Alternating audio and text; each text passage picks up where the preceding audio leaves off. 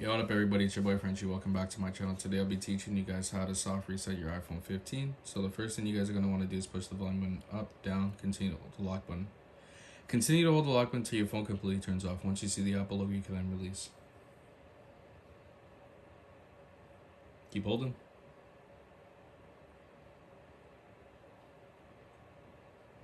You can now release.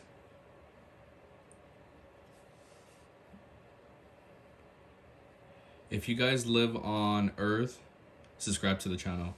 If you live on Mars, subscribe to the channel. What I'm trying to say is just subscribe to the channel either way.